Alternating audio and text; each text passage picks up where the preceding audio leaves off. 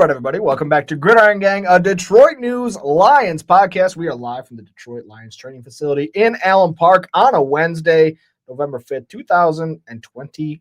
The Lions have a big game against Washington Commanders this weekend. Big game in the sense that they really do need to win this game, but maybe not a big game in how we expected this one to be. We're going to talk about that. We're going to talk about the NFL trade deadline right at the top of the show. We're going to talk a little bit about what went wrong in last week's game against the Minnesota Vikings. Is it cause for concern the rest of the season? Before we get to all that, I am Nolan Bianchi. With me, as always, my partner in crime, Richard Silva. Richard, how are you today? How was your trade deadline week? It was good. That was a really good. All right, everybody. You brought the juice on that. All right, everybody. That was one of your. I think that might have been your best one of the season so far. You know what I noticed about myself is that whenever the Lions lose, I'm like, man, people are not going to be in the mood for this. All right, everybody. So I just skip right over. I go, all right, everybody. And in midweek one, it feels good to get back to myself. Feels good to get back to us. You know what I'm saying? Yeah. Like I said, you brought the juice. So. Thank you. We should start with trade deadline because that was obviously the biggest topic of the week. The Lions had a couple of injuries that they suffered on Sunday on that offensive line, particularly in the interior there. The Christian Mahogany, he's going to be out for a while. Broken bone in his leg, sounds like, which is kind of what we expected. Injury, like watching it happened. And then they said after the game or sometime during the game that he was dealing with a knee injury. So that was a little bit confusing, but then ultimately found out this week, Monday, that it was a broken bone in his leg. So that happened. And it created an immediate need at guard because this is a team that I think has struggled a little bit to protect, especially from the interior all season long. And then in Sunday's game, it hit rock bottom. And then one of them got hurt. And so just kind of four of them got hurt. Yeah, four of them got hurt, but one of them is out long term. Yeah. And so now they were in a spot where maybe they could go out and add somebody to the trade deadline. I don't think either of us expected them to, but just because of the nature of the injury, thought maybe they would go out and do that. They end up not doing it. And fans not happy. But some of them are actually pretty reasonable. I've seen some fans be like, yeah, I didn't really expect it to happen. I think offensive line out of all the positions that were, discussed as potential needs made the most sense. Edge, you take another edge rusher to add to the rotation, if it's for free, but it's not for free. You're getting Pascal back, which we'll get to later on, but his clock starts today. You're getting Pascal back. You're allegedly getting Marcus Davenport back at some point. So it didn't really make sense there. And then safety, I kind of viewed safety the same way I viewed offensive tackle, where it was like Taylor Decker and Kirby are both dealing with these like lingering injuries that won't go away. And then you have a guy that you kind of feel okay-ish about, like if he's got to fill in. Like Skipper, you feel okay. Thomas Harper's proved to be all right, pretty decent in the plays that he's had to play. So offensive tackle and safety were kind of in the same boat for me. Throw tight end in there if you want as well. The interior of the offensive line is what made sense the most to me if they were going to make a move.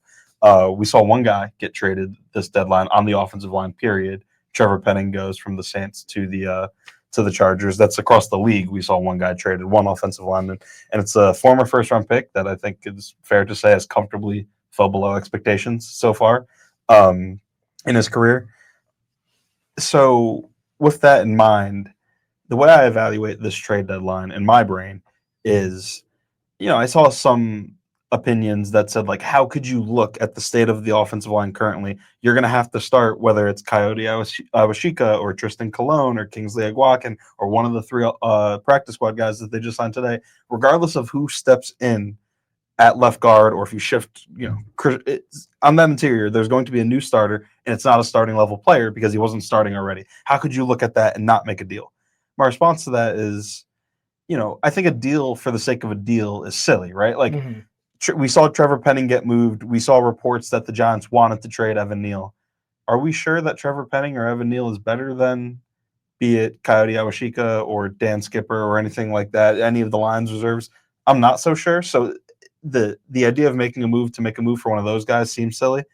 But I will say, though, and I don't know this, a guy like Joel Bitonio was, rumored to be available. The way his contract was set up, it seemed as if perhaps less than $2 million of his contract would follow him. And, that it makes sense monetarily. He plays left guard, which is the, instant, just one-for-one swap for Mahogany. If a guy like Joel Bitonio or like Andrew Wiley was available for a fourth or fifth rounder, maybe that would have made sense. but also maybe they weren't. Maybe the Browns were not willing to trade Bitonio for a fourth, and it didn't really make sense that the Lions would go anything more than that. They don't have a third next year. They're not going to part ways with a first or second for a deadline deal for a 34-year-old guard for the next 9 games. So if that option was on the table, and that's why I wish we would have gotten a chance to talk to Brad Holmes, if that option was on the table, someone like Bitonio or Wiley for a 4th or 5th or 6th or whatever, yes, I think if they did not pull the trigger on that, I would have some pushback on that. But I have no reason to believe that was on the table because it's so difficult to trade for offensive linemen at the deadline. And that's for a number of reasons. One, it's tough to onboard them like midseason, like from the team that's acquiring them standpoint. Like there's a little bit of inherent risk that comes with that move that maybe doesn't exist at a position like safety or wide receiver.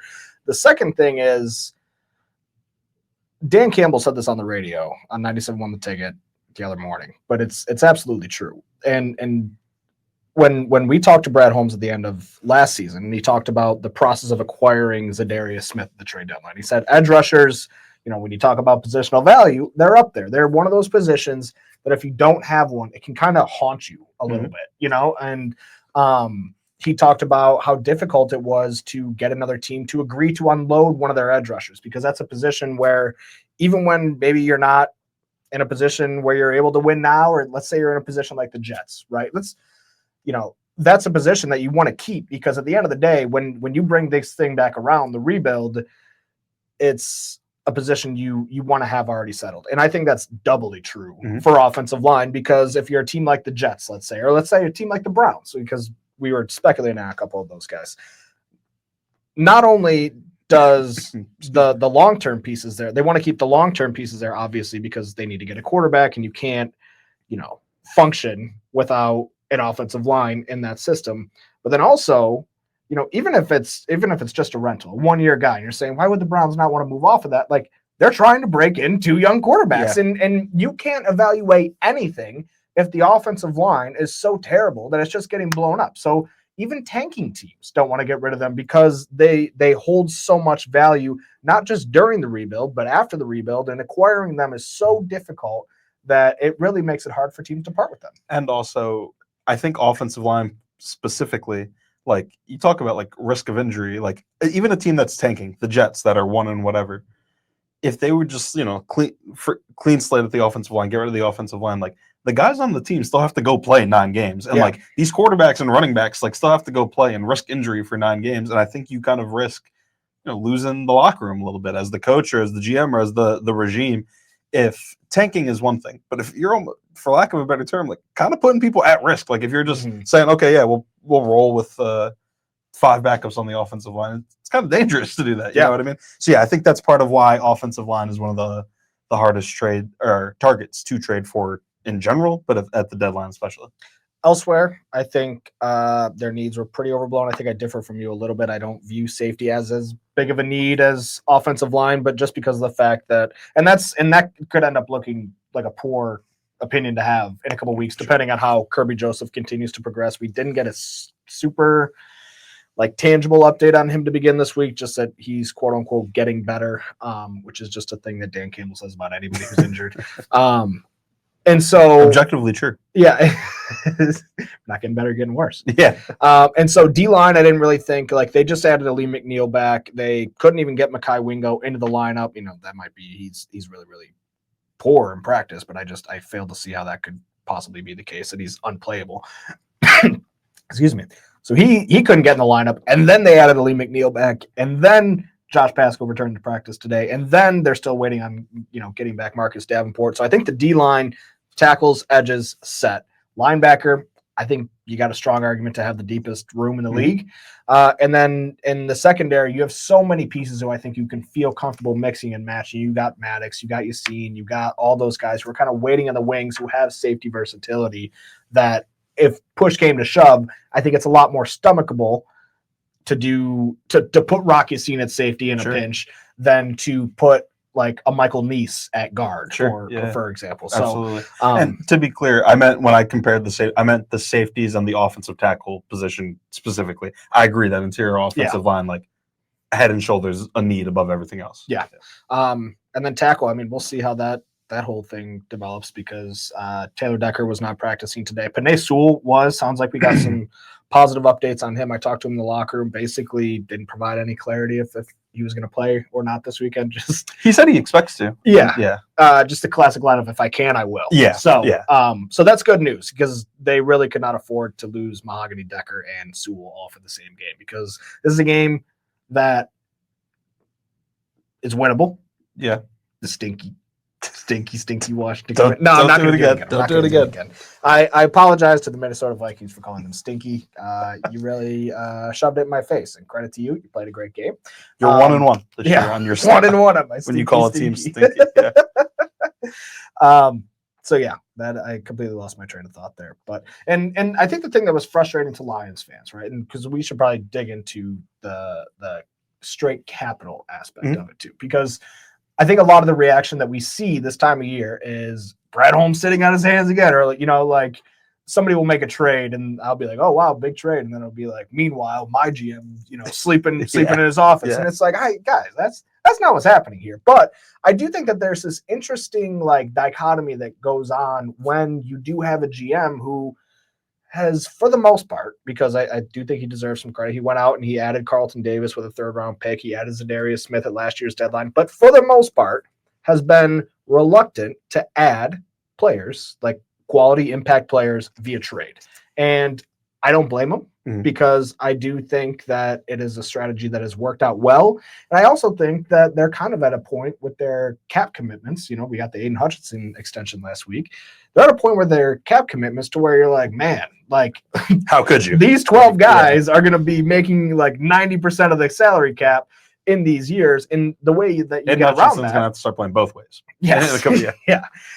And the way you get around that and are able to maintain yourself as a contender is by drafting that low cost, high upside labor through the draft.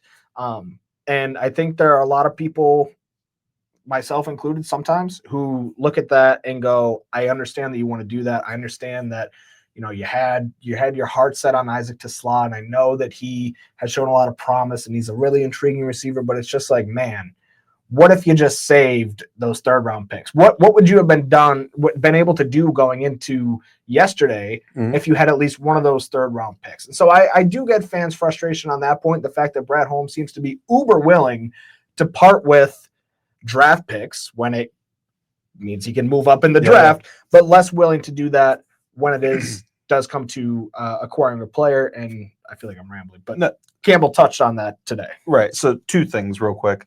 The first, on your first point about the whole, you understand where detractors or whatever are coming from. And I do too. Don't get me wrong. Christian Mahogany, Dan Campbell thinks he might be able to come back. Let's say best case scenario, he comes back week 17. You're still basically going the second half of the season with, and I say this with respect to the guys that could fill in, a backup on the interior of the offensive line that is already struggling, and we'll touch on that more when we talk about the Vikings game, that has already struggled in probably 3 or 4 games this year. I think in all of their losses, you could pin a large chunk of it on the 100%. Interior of the offensive line, and now you're down a starter. Yeah. So I don't get me wrong, I get it and I agree. I just am not convinced that a definitive upgrade could have been had realistically. I'm not convinced of that. Maybe they could have. Yeah. So that's the first point. The second point, the whole Tesla example, for me, that's a separate conversation, and I agree. That, yes, and this says nothing about Isaac Tesla. Isaac Tesla could become a very, very good receiver. He's just the name in this example. You could have said this about any guy that they've traded up for in the past or in the future. That I agree that he's very willing, I'm talking about Brad, to move picks to trade up in the draft, and they basically burned 3 third-round picks on a guy that, best case scenario going forward, barely played.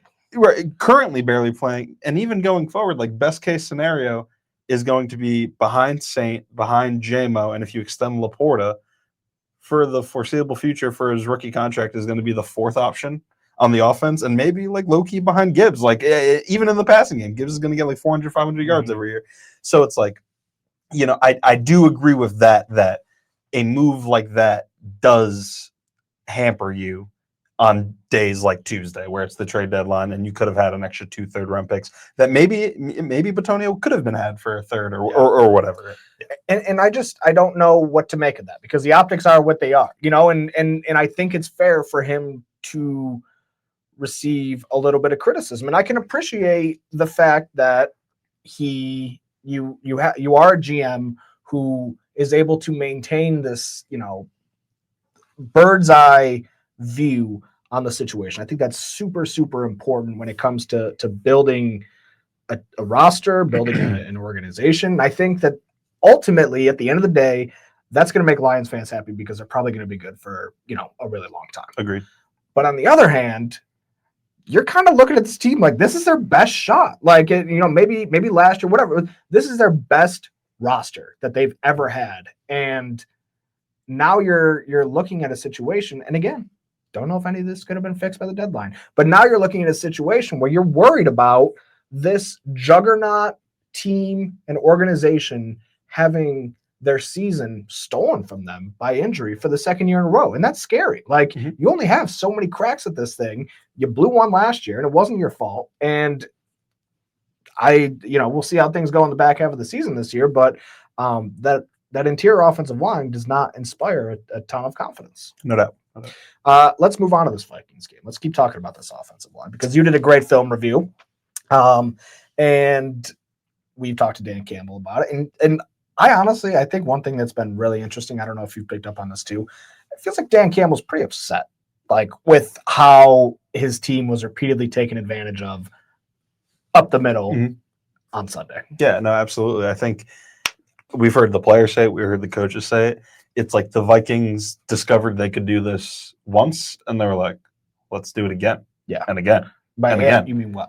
Like, so what I went through on the film review was basically like it's the pressure and the looks that Minnesota was giving Detroit were very similar on like every play, where almost like in the moment it felt like watching the game live, it's like, man, these pressures are coming from everywhere, like left, right, center, like, geez, like it. And I don't really think what Minnesota did like differed that much from play to play. I think they spammed the same button a lot and it worked. So you heard Dan Campbell talk about it on the radio a little bit, that cross dog blitz where it's two linebackers, the two off-ball linebackers, that they rush on the interior through the A-gaps, and they kind of stunt. Like you see defensive linemen stunt, where like one goes first and then the other one goes behind. Yeah. They cross each other, right? Literally. Cross dog. I think what made did, that's a little bit of a tongue twister. That's a good sentence. So successful was, so they would often have a 5-man defensive front where it was 3 down defensive linemen often and 2 stand-up edge rushers on the edge. Your Derek Barnes types. It's Andrew Van Ginkel often. True outside linebackers. Right. Your Andrew Van Ginkels often, your Jonathan Grenards, your Ivan Pace Jr.'s, like those type of players. They got a ton of them there. Yeah. I got a lot. They would have them stand up on the edge, and because of their presence there, the tackles had to respect them. Penei Sewell, Taylor Decker, and Dan Skipper, when he came in, had to respect the threat of them rushing from that alignment, because if you don't, you don't want to give Andrew Van Ginkel like just a clean shot at golf from the edge. So unless you're sliding, but anyway, that's besides the point. So basically their presences on the edge rendered the tackles kind of out of the picture. Like on a lot of this, they just took them out. Penei and Taylor Decker had to kick slide left and right, and they kind of got taken out of the play.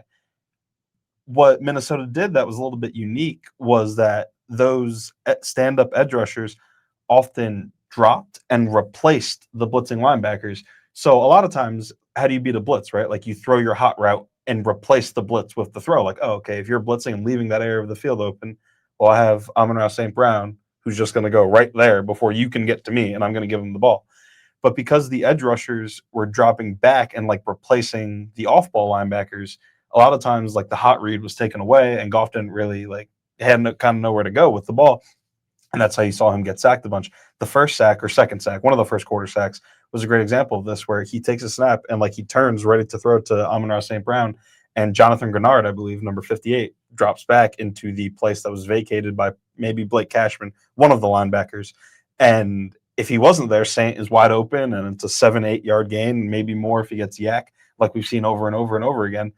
But it wasn't there, and Goff didn't throw it. And it's actually like I'm almost impressed by Goff, like that he didn't have an interception in a game like this where they were dropping these linebackers and stuff like that. So credit to him for that. But it led to all the sacks, the 5 sacks. He was pressured on 20 of his 42 dropbacks per next gen stats. And I wrote this in the film review, just being honest, like I really don't know what the answer would have been. And surely there is an answer that exists, and the people that make a lot more money and that are a lot more smarter than I could ever dream of about football. More smarter, he said. Yeah, point, case in point. They can come up with an option. I don't know though what you're supposed to do, because even like you can say, okay, like the edge rushers are so often dropping back into coverage, don't account for them. And what I'm saying is, so there's 3 down defensive linemen often on these plays. Panay and Taylor Decker go out. So now there's 3 interior guys for the 3 down defensive linemen. And it's left guard, center, right guard, Mahogany, Graham, and Tate. Tate and Mahogany, get the threat in front of them. And then that leaves Graham one-on-one with like a nose tackle. So then he handles that. And then this was on the first sack again, I believe, that there's 2 free rushers and Gibbs has a decision to make. He puts his face in front of one guy. Well, the other guy comes through. And even when there was 2 down defensive linemen, okay, so it's the same thing. Guards are busy with the 2 down defensive linemen. And now it's Graham, who's only one guy, can only block one of the blitzers. And now you have whoever it is, Blake Cashman, or I mentioned Ivan Pace Jr. earlier, who can kind of do both. Whoever's rushing from that off-ball alignment has a 7-yard sprinting head start at Jahmyr Gibbs, who allowed 7 pressures in this game per PFF. And for context, he allowed 2 pressures all season heading into this game and had allowed 9 pressures all year last year through 17 games. He allowed 7 in this game. And Dan Campbell talked about it. For one, I think Jahmyr probably just has to do a little bit better. Yeah.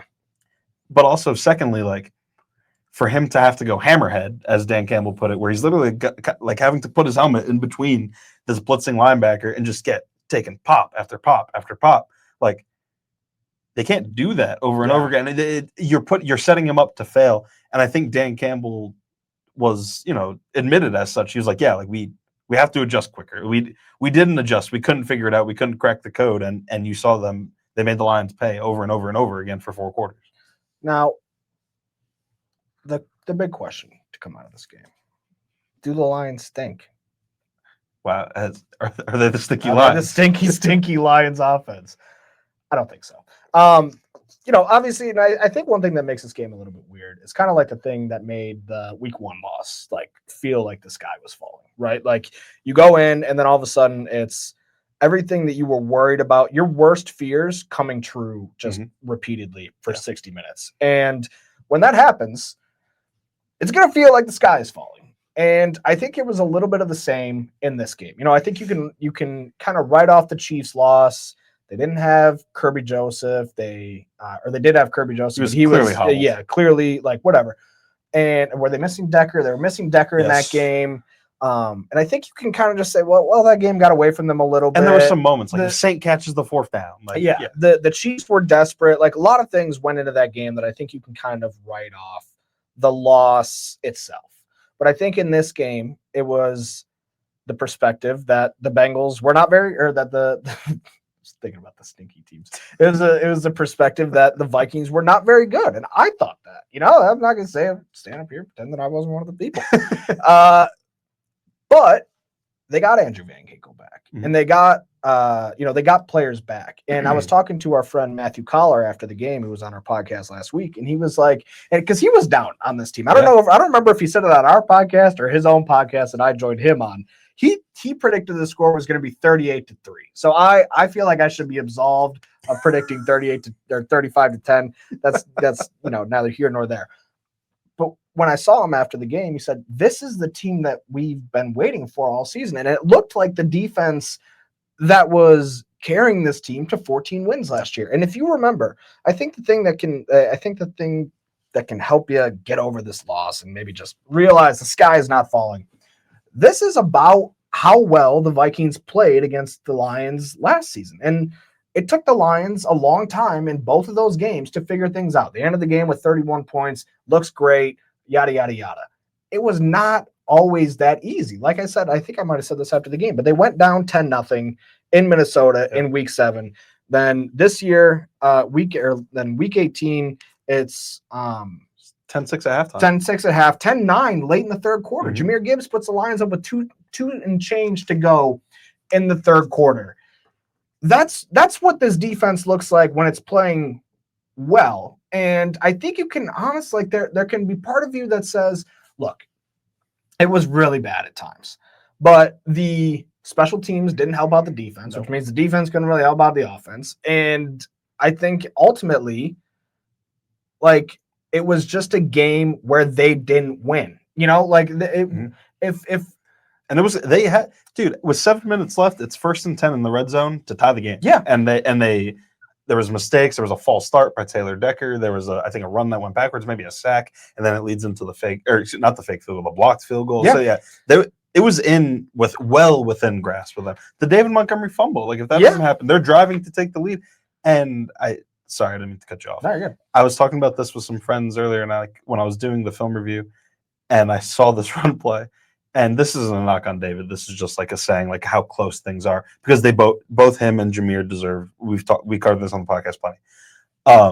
That fumble that David had, if that's Jahmyr on the field on that 3rd and 13, that's a 96-yard touchdown. Mm-hmm. It was there, and like Jahmyr getting up to 22 miles an hour, Harrison Smith is not catching. He was the only one that could have, and he's not. Yeah. But I say that to say it's just those little things. Like it just happened to be David's drive on that one. If it happened to be Jahmyr's drive on that one, that's it. Again, a 96-yard touchdown. He would have been gone. I'm sorry, I didn't mean to cut you off. No, you're good. I just think the loss feels bad, so that's one part of it that makes it feel bad. It was the fact that we've seen them beaten like this in a way before, at least in the sense of they go down and then it feels like they can't really come back. Like it kind of feels like it just is what it is, because the defense knows that Goff has to just stand in there and throw, and they're able to pin their ears back, and they can't run on 1st and 2nd down.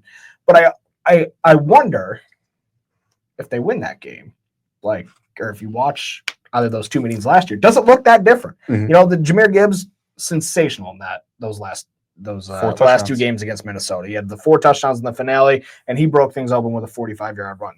All that really happened that was different this year is they didn't get those. Mm-hmm. And so I think you can come away from a loss like that, and I certainly did to some degree, being like, man, this offense just doesn't look the same. And I think that's true. Like a lot of the metrics bear that out. They have they're in a lot of situational things. We've talked about 3rd down. We've talked about 1st and 2nd down, really all the downs. That's what's so except funny. 4th down. Yeah, except for 4th down. 4th down, they're money. They should just go to 4th down. They should go for every 4th down, which Stan Campbell already does. Yeah. And so I think that what I'm trying to say is sometimes when you play a divisional game, they just get the better of you and they know you super well and the game plan works. And of course, there's a lot of things with that game where you would have liked to see him adjust. You would have liked to see the run game be a little more efficient. You would have liked to see the screens be a little more efficient. But I think you can just kind of say Brian Flores might have just won this one. Really good. Yeah. I think what gives me a reason for optimism. So forget the run game for a second, which was also not good. 65 yards on 20 carries. I think the run game was more maybe execution. Like you could blame execution more for that, where it was like, man, like it just felt like maybe the players on the field didn't play as well as they could have, particularly the offensive line. The pass protection, I don't think it was really like the offensive line losing that much. And Graham Glasgow kind of alluded to that as well, I think a little bit in the locker room today, where it didn't feel like they were, like I said, losing their one-on-ones. It felt like this was like schemed up for everything that I described earlier in the show. And it felt like the scheme wasn't right. And I think I would be more concerned about this team if it was just Graham Glasgow and Tate Ratledge just getting whooped play after, just getting tossed around like children. Like that would concern me. Versus I do trust, and you know, we'll see with John Morton that we have 8 weeks of John Morton being an offensive coordinator. So I'm not comfortable saying one way or another whether I trust him or not. But a coach that I do trust is Dan Campbell, and I still think I know there was a lot of brain drain, but I still think there's a lot of the same people that are in this building, and I think I still have trust in a lot of this coaching staff, and I think fans should as well. That for Dan Campbell specifically, I think they're going to adjust. They're going to, I think, figure some things out. And with the personnel, kind of in the same vein, they're just too good to be that bad. Yeah. Because I think, not, and we can move past this Vikings game in a second here, but I think you could also look at it the other way, saying, well, they got 2 scores on 4th down, and they got a miracle shot to JMO down the side. It should have been 27-3. So that's football. I do think that this team can play a lot better, and I expect them to going forward. For sure. So, all right, let's dive into some news and notes here. We've got some injury updates, all positive, outside of the Christian Mahogany going on injury reserve today. Yeah. But Miles Frazier, another 6th-round draft pick from recent years. Was he 6th? I don't remember. 5th. Okay. He was 5th, I think. Maybe. Mid to late round draft pick. Yeah, day 3 draft pick, just like his buddy Christian Mahogany. He has not. He was the Lions' fifth round pick. 5th rounder. This year, went to rookie mini camp, got hurt. I think it was during OTAs or maybe even before OTAs. But basically, from April or May until now, he has not participated in any sort of official practice or walkthrough or anything like that. He was out there today for the first time, and that's really exciting because I think he's a guy with a lot of upside too. He's a guy who, on a lot of rankings that I saw, had him above Tate Ratledge going into the draft. A good player. Yeah, obviously you don't want to be relying on this guy to fill in, and I quite honestly don't think he will. I'm curious to get your thoughts on that. Do you think Miles Frazier starts a game before the end of the year? Because I don't, but we've seen it before where Christian Mahogany came in last year, missed all of training camp because he had mono, missed the first couple weeks of practice, but he was just able to pick it up right away and got into a game at the end of the year. I think there's a chance, not anytime soon, not within the next month or even the next 6 weeks, but I do think because we're entering week 10 here, so there's 9 weeks left. I think maybe in 6, 7, 8 weeks. I think maybe he could, kind of take that similar Christian Mahogany path from last year. And I know Mahogany he didn't become a starter. He didn't usurp Kevin Zeitler or Graham Glasgow, but he did Coyote Awashika, and Coyote is the one in front of Miles Frazier this time again. So I do think it's in the realm of possibilities. Not anytime soon. I'm talking late December, but maybe by late December, Christian Mahogany's back. So we'll see. Yeah. And this is hard to project because a lot of times, even rookies, you always got to take it with a grain of salt. But then usually we can see him in training camp, and it's like, oh, this guy did this in training camp. We saw him do X and Y and Z. Therefore, maybe he can do this. But I think with Miles Frazier, that's just pure speculation. Yeah, and Dan Campbell said that he was, probably going to be a little bit of a baby fawn, here early. Hasn't put pads on this year. Well, I was going to say, because OTAs isn't real practice. Dan Campbell always talks about pajamas and stuff like that. I think, if I'm not mistaken, Miles Frazier was at the Senior Bowl. That was the last time he's done anything in pads and hit someone aside from today. Yeah. It's been Senior Bowl's in February, March? Yeah. It's been 7-8 months. Yeah. So he began the season on the NFI. He was pup. List. Josh Paschal started the season on the NFI list. Defensive end, former 2nd-round pick in 2022. Has not played this year. Found out today, talking to him in the locker room, that we found out just a couple weeks ago that he had a back injury that was keeping him out. But talked to him in the locker room today. Basically said it was something he suffered at the end of last season, and then it lingered into the off season. Thought he was going to be able to get over it, and then it was May, and he was like, "All right, might as well just get this surgery done to put it to bed." And long road to recovery for him. I mean, that's a long time, May to November. So that's no joke. I'll be interested to see if he's able to make an impact this season. What does it look like when he gets back to practice? And that was something he talked a little bit about, was just, he just needs to get the fundamentals back, the stuff that he didn't get by not participating in training camp. So that is one of the reinforcements that's on the way. And I know it's been a lot of doom and gloom lately. And I don't necessarily know that Josh Paschal, Miles Frazier are going to save or change your season. The season doesn't need saving yet. But it's good news. No. And I think what I'm interested about Pascal specifically is who, if anyone, because there's no guarantee that he just comes back and immediately breaks into the lineup and is getting real snaps. I'm curious who he takes from, because he played obviously mostly edge last year, but I remember Brad Holmes at owners meetings talking about maybe he could play a little bit inside. So you look at both. On the edge, I think probably that big end spot is you're looking at Tyler Lacey. Can he take some snaps from Tyler Lacey? But I think Tyler Lacey's been okay, like as a run defender. Yeah. And then you go to the inside, and I mean Tyler Williams just played 11 snaps because Aleem McNeil's back. Like I don't know where the spot for him is on the inside either. Absolutely. So it's crammed in there. Like we said on the kind of halfway point podcast during the bye week, like the D line is in a phenomenal spot, and it's not just from a depth perspective for sure. From a depth perspective for sure, and they're getting immediate production. The run defense obviously was really bad, abnormally bad on Sunday, but for the most part, it's been good, and the pass rush has been humming too, and that of course has something to do with the linebackers and the way that they're able to get those guys active. But the pass rush is great, and so that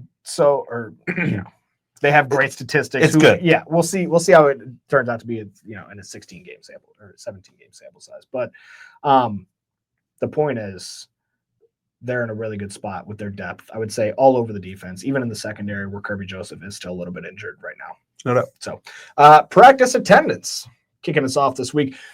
We should also probably just talk about Taylor Decker and Penei Sewell, because they got hurt in Sunday's game. Both of them returned, ultimately finished the game. Decker was a knee, Penei was a shoulder, and Dan Campbell said Monday he didn't know if either of them would be able to play, but we talked to Penei today in the locker room, and it sounds like he is expecting to be playing against Washington. So that's good. And we saw him out there not participating in practice, but off to the side, running around doing sprints or whatnot, and he looked fine. We'll see on Taylor Decker. Yeah.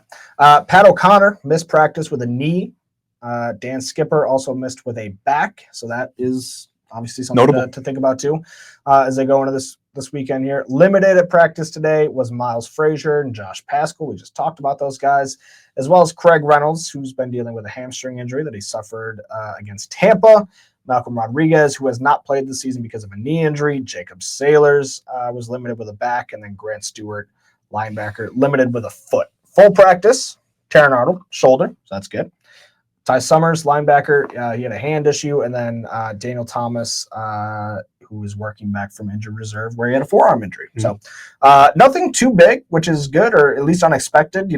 Joe Kirby's obviously pretty big, but nothing that we didn't expect going into this week. Yeah, I think maybe the only one is perhaps Skipper, but I'm not gonna panic about first day of practice not practicing. We'll see what he looks like tomorrow, and tomorrow and the following day. With Manu on IR, the next up behind Skipper is probably like Devin Cochran. Yeah. So would be concerning if this is any sort of long-term issue with Skipper. But we'll see. Yeah. Sticking with the offensive line. If you like offensive line, you probably hate boys, this is the episode for you. You'll probably hate this episode because you don't think we know what we're talking about. The Lions are toying with the idea of shuffling around that offensive interior. I know we've talked about it at length, but I do think it's notable. Sounds like, I think everybody, when we saw the Mahogany injury, Coyote Awashika goes in, fills in for them. He's been there 6-man up or for 4 years. 6-man for a number of years. He's done this. So I think, I don't know how comfortable they felt, but I think it made sense. And I felt relatively comfortable seeing him go out there just because I've seen him do it before. But they were talking about today, basically, Campbell was talking about today that he was considering shifting some things around, maybe putting Tristan Colon at center, and then putting Graham back at left guard, which he hates. Or maybe you put Tristan Colon in there, maybe you put Coyote. So it sounds like they're tinkering with a lot of different combinations. The only problem is that it doesn't sound like anybody told Graham Glasgow about this. Yeah, no, in the locker room, he got asked the question about it, and the question mentioned that Dan Campbell had talked about it, and he was like, "Oh, like I haven't heard about that idea." And to be clear, Dan Campbell said, maybe they'll see it for a couple reps in practice, where it's like, hey, just Graham scoot over to the left, let Tristan Colon go in there at center, something like that. So it sounds like it didn't happen at practice today, according to Graham. It's weird because like he said that when I asked him, "Hey, I heard you're considering doing this. Like, what is that going to look like?" And he said, "Oh, we might put Tristan Colon in there for a practice snap or two," which sounds it sounds like a normal thing that they do. Tristan was saying today in the locker room that he plays center a snap or two for Graham all the time, like just when Graham gets winded. Yeah. And so that was preceded by him being asked about, hey, how are you going to fill this void at left guard? And him saying, I don't know, we might try Coyote, we might try Tristan Colon, we might try Michael Neese, we might try Kingsley, Aguakin.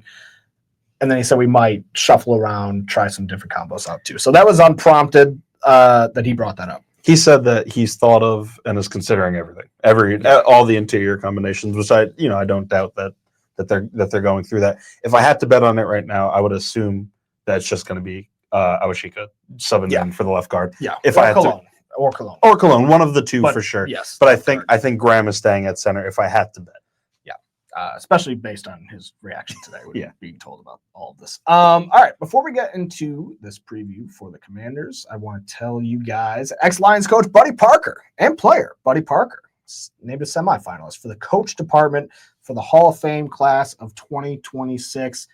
9 people announced as semifinalists today: Bill Belichick, Mike Shanahan, Tom Coughlin, Mike Holmgren, a lot of great coaches.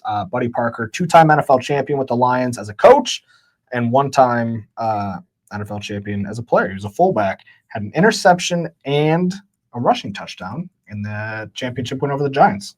Yeah, pretty cool. How do you feel about that? Pretty cool. Even though it was against the Giants? Yeah.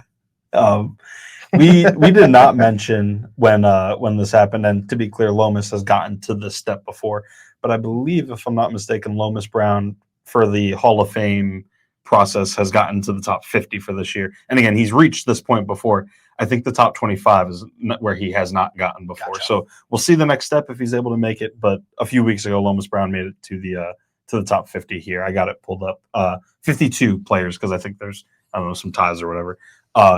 Bottom line is, though, he's made it here. He's one of, I think, what is this, like 10 offensive linemen that are in this. It's Willie Anderson, Lomas Brown, Reuben Brown, Jari Evans, Olin Kritz, and like 5 more guys. Really good guys. So yeah, we'll see what's up with Lomas going forward. But. Yeah. All right. Before we get to our Commanders preview, a quick word from our sponsor. For 44 years, Varsity Ford in Ann Arbor has been more than just a dealership. We're a family, proudly serving yours.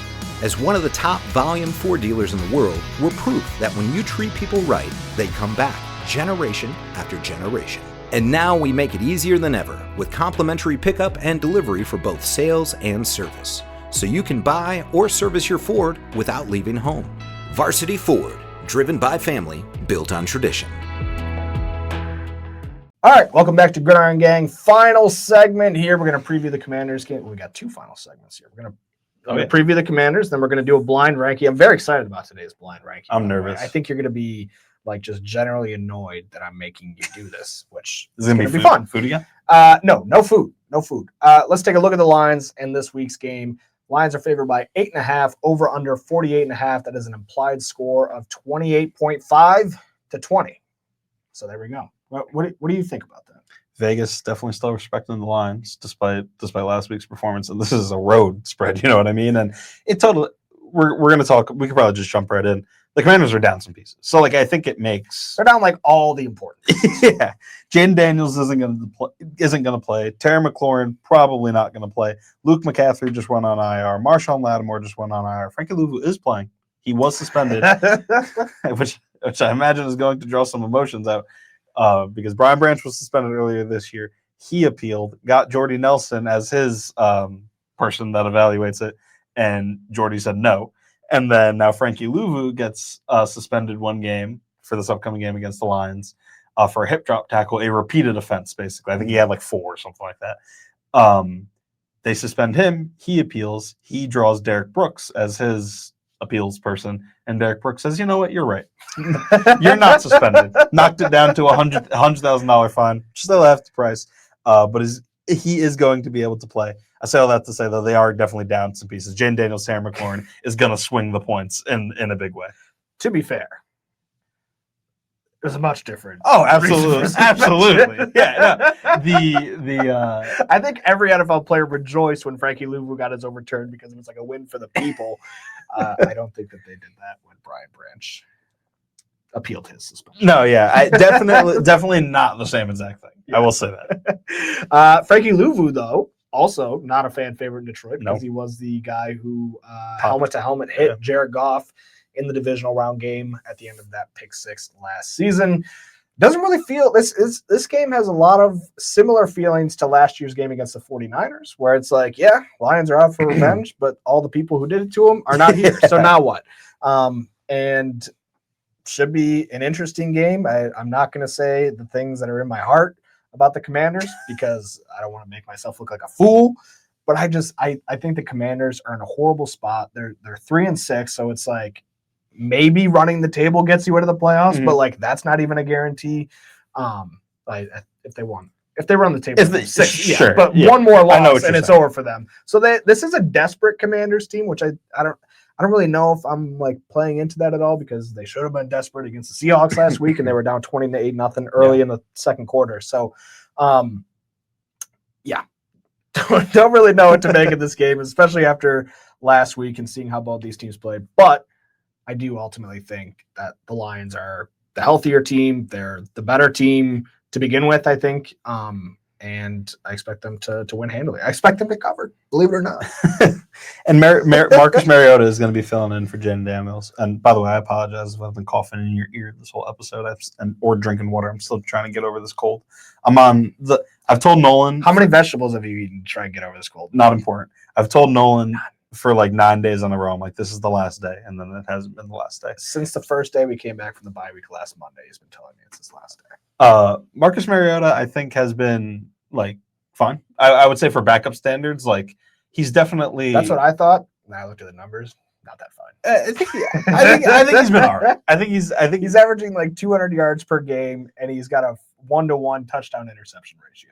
I don't know for your backup, like yeah, sure. Yeah, like, I don't know what else. I don't know what else you could want. Less interception. Yeah, no, for sure. But I'm saying for backup standards, I think he going back to the backup rankings, I think he would rank pretty high on the backup rankings. If I were to redo that, can we get an update on the backup? Maybe rankings next week. Maybe next week. Okay. I'll have to do my. You go to the lab, and then we'll see where everybody stacks up.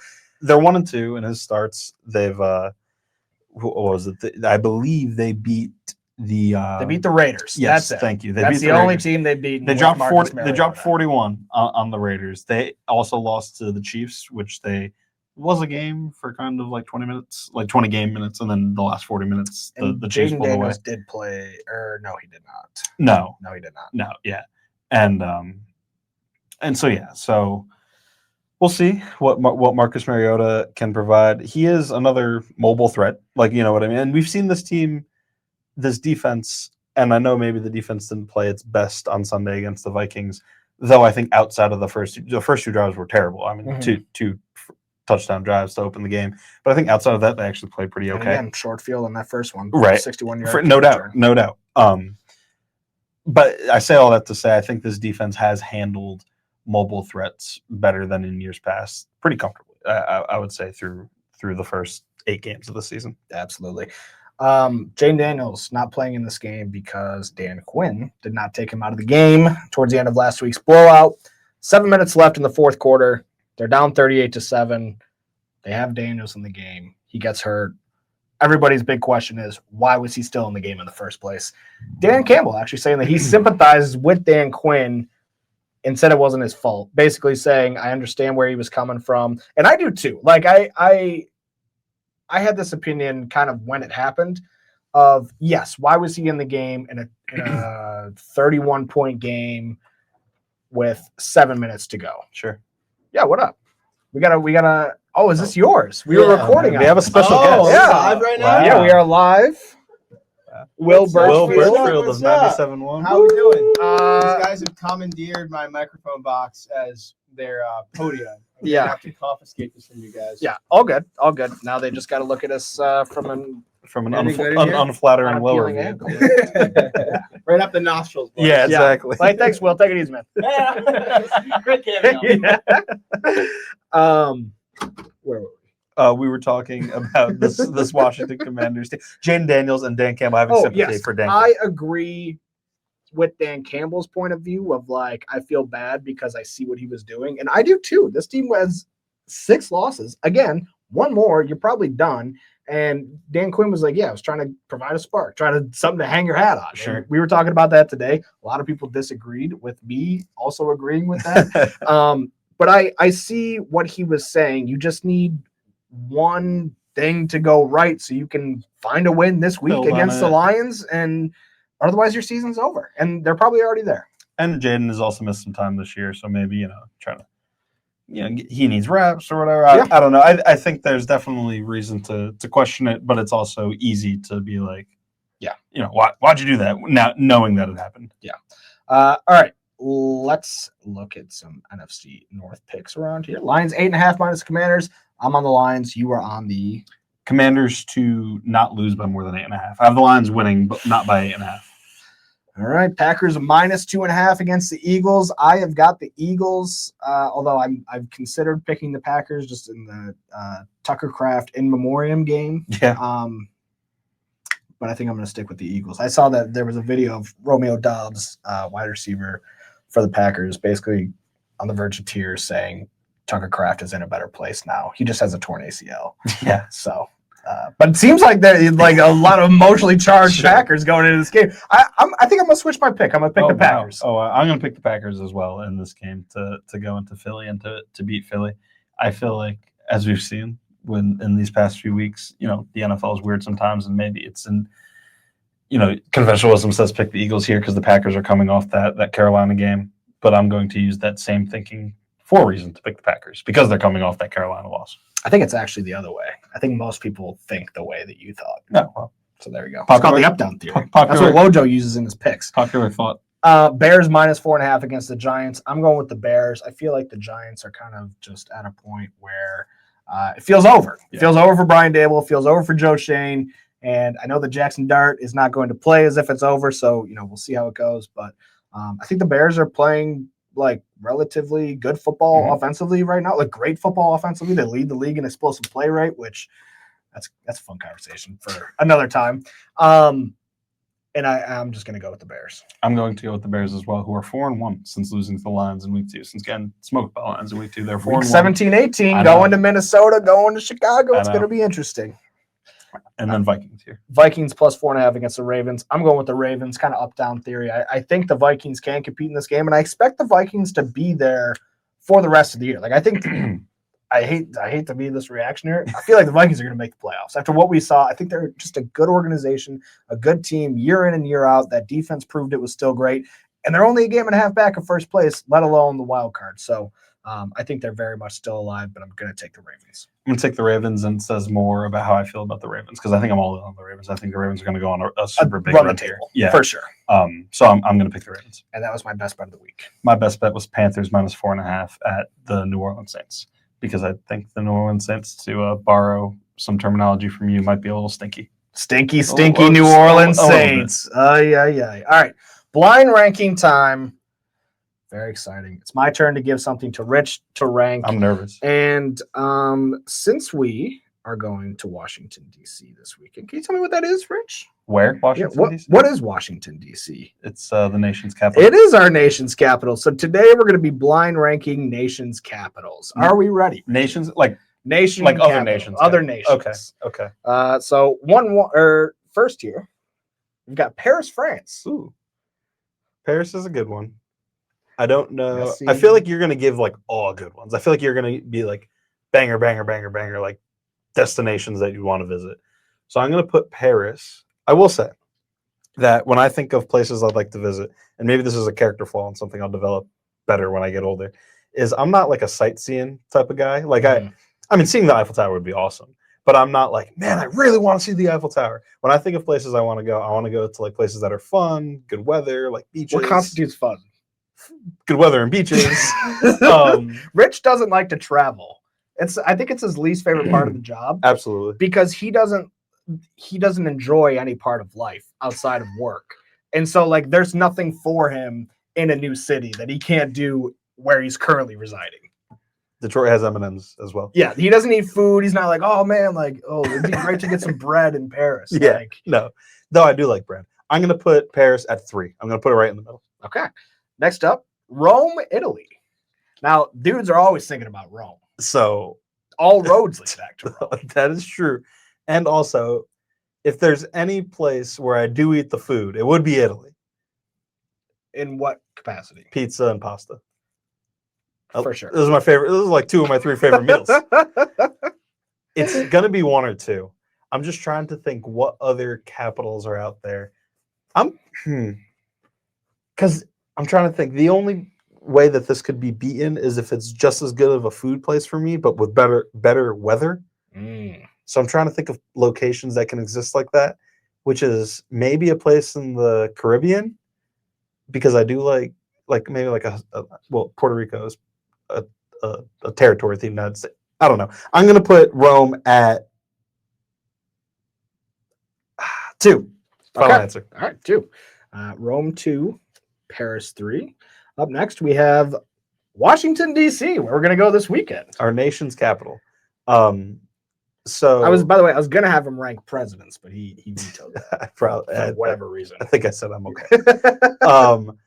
I am going to put, and this is no slight to Washington, D.C. Wow, dude doesn't love America. I'm gonna put him at 4 only because hear me out. I've been there like 3 times. Doesn't So like his own I've seen it. country. Listen, I love this place.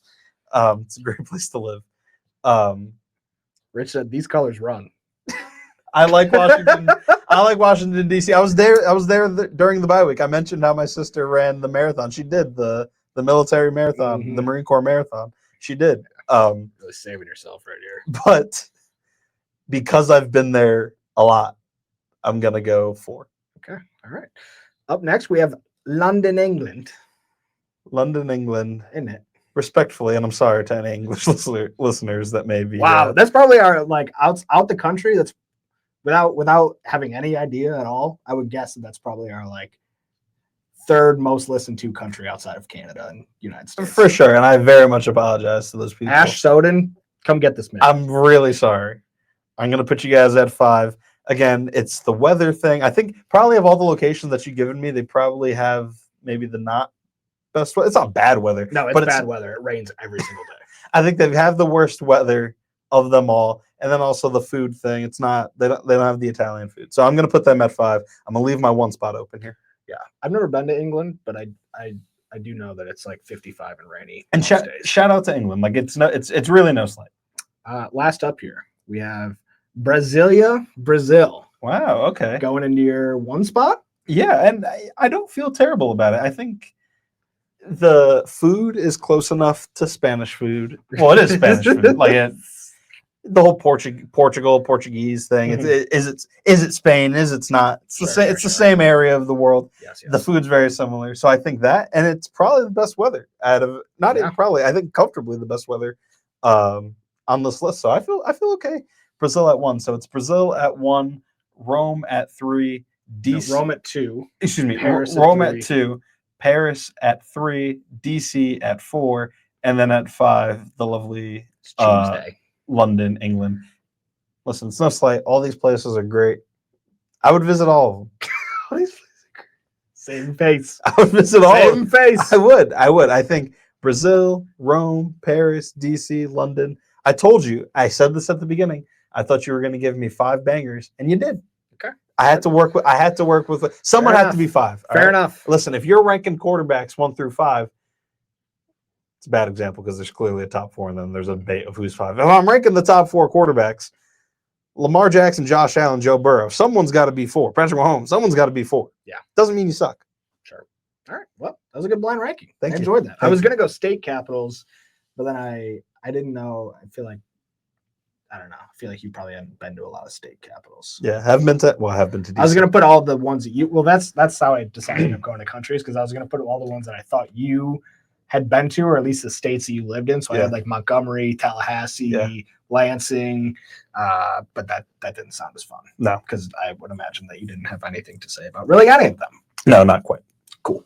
All right. Well, thank you to everybody for listening to today's episode. Lions and Commanders this weekend, 4:25 on Fox. Unfortunately, I believe it is the broadcast crew that everybody doesn't like because they keep calling Brian Branch Dion Branch. But should be a good time. Should be a good time. We'll be back with another episode after that game is over. And then next week, Wednesday, we'll be recording as well. Same time, same place. We'll see you next time.